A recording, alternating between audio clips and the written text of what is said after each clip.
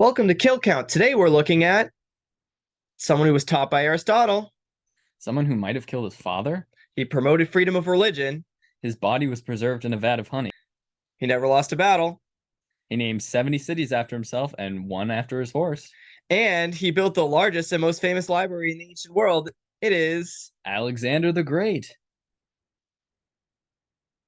So for an infamy, we gave him an 8 out of 10 because most people learn about Alexander the Great at some point in middle school, and everyone knows who he is.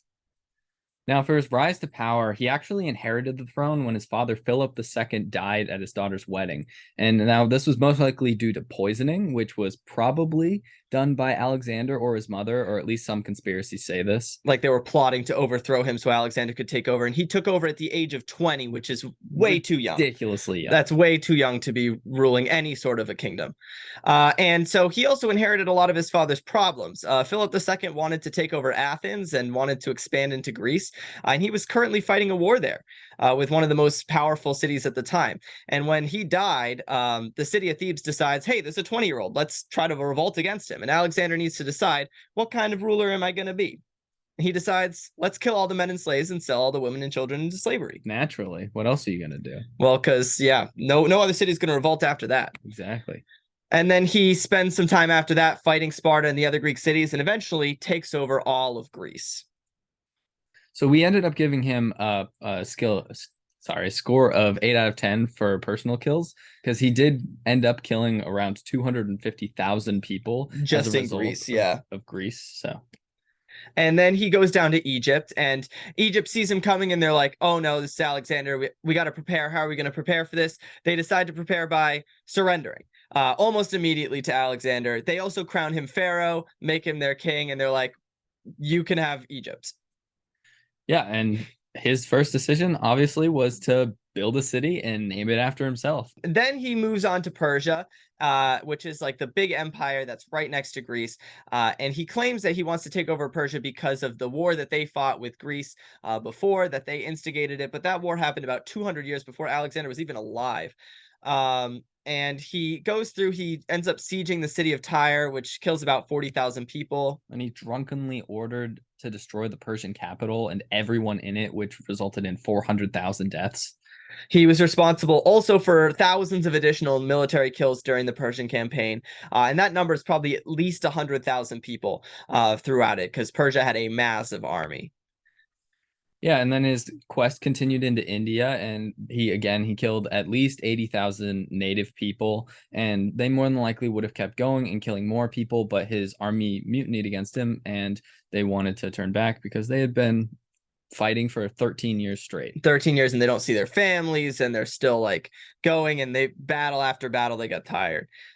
So we gave him an 8 out of 10 for political kills, just because almost all of his kills, even though he was personally involved, were also motivated around expanding his empire, building that, taking over Persia, those types of things.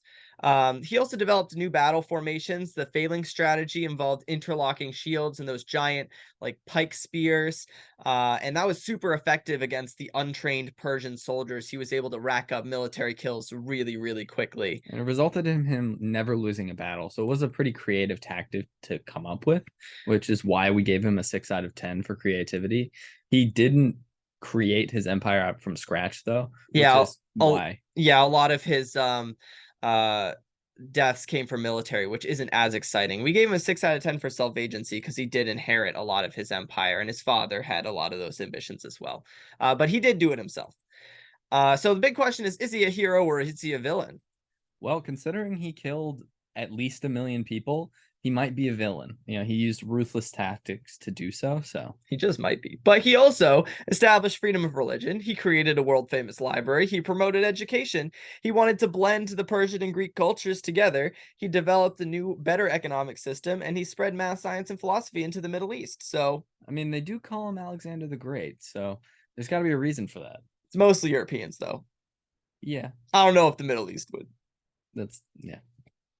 Then he died. Just on his way back, he died randomly, and a lot of historians argue over what caused his death. Some say it might have been sickness. Some that he might have been drunk.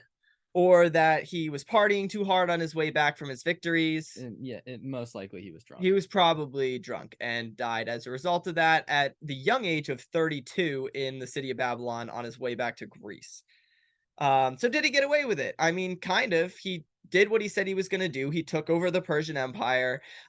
He created one of the largest empires in history, and he only died on his way back. Yeah. So I mean, he accomplished what he wanted to, and he would have been in charge for a lot longer if he didn't Just die. Yeah. So we gave him a 7 out of 10 for his overall kill score with an overall kill count of 1,000,001 people. So looking at the population, that's 0.63% of the global population at the time, although our estimates are very, very estimated because this is the 320s BCE, which is really early. And he probably could have helped about 300,000 people if you look at some of the things he did for the people in his empire, after killing his way into it. Yeah. So, I mean, you can see that sliver. He might have helped that many people, but definitely killed more. Killed a lot of people. So let us know what you want to see next, and thanks for watching.